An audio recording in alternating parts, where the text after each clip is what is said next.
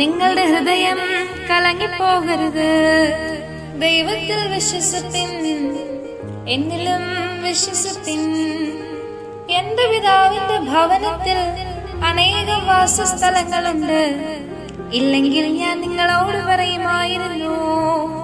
ഞാൻ നിങ്ങൾക്ക് സ്ഥലം ഒരുക്കുവാൻ പോകുന്നു.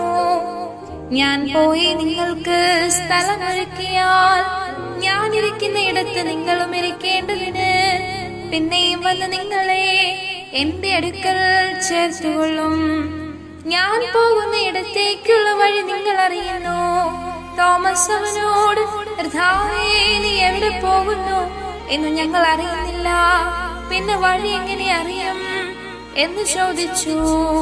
യേശു അവനോട്, ഞാൻ തന്നെ വഴിയും സത്യവും ജീവനുമാകുന്നു.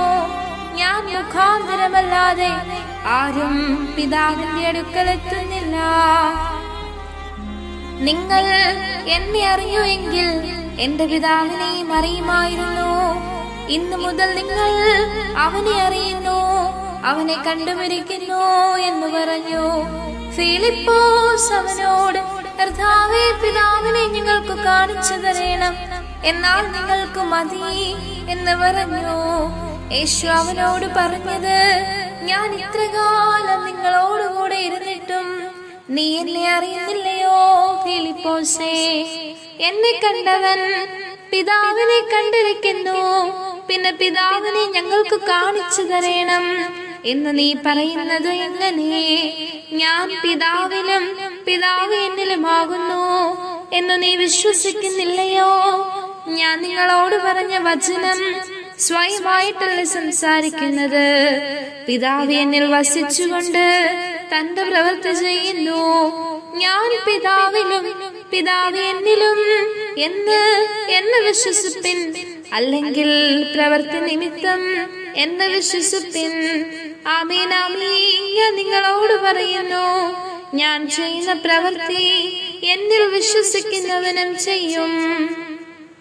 ഞാൻ പിതാവിന്റെ അടുക്കൽ പോകുന്നത് കൊണ്ട് അതിൽ വലിയതും അവൻ ചെയ്യും. നിങ്ങൾ എന്റെ നാമത്തിൽ അപേക്ഷിക്കുന്നതൊക്കെയും പിതാവ് പുത്രനിൽ മഹത്വപ്പെടേണ്ടതിന് ഞാൻ ചെയ്തു തരും. നിങ്ങൾ എന്റെ നാമത്തിൽ എന്നോട് അപേക്ഷിക്കുന്നതൊക്കെയും ഞാൻ ചെയ്തു തരും. നിങ്ങൾ എന്നെ സ്നേഹിക്കുന്നുവെങ്കിൽ എന്റെ കൽപ്പനകളെ കാത്തുകൊള്ളും. എന്നാൽ ഞാൻ പിതാവിനോട് ചോദിക്കും, അവൻ സത്യത്തിന്റെ ആത്മാവ് എന്ന മറ്റൊരു കാര്യസ്ഥനെ എന്നേക്കും നിങ്ങളോടുകൂടെ ഇരിക്കേണ്ടതിന് നിങ്ങൾക്ക് തരും. ദൈവമേ, സ്തുതി നിനക്ക് യോഗ്യമാകുന്നു. ബാധിക്കുമോ?